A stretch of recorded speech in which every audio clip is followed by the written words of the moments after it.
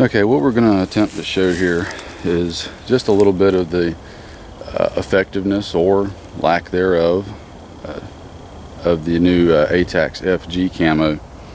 I've got on a pair of the Propper A-TACS FG BDUs and our Minuteman AK chest rig in the A-TACS FG. It's fairly overcast and cloudy today. Not a lot of sunlight coming through the treetops, which plays a factor in how well various patterns do work or don't work. But as with everything in real life, we don't get to choose the weather and often the terrain and such that we may or may not have to operate in. So that said, we take it and see what it does under whatever conditions are present at the time.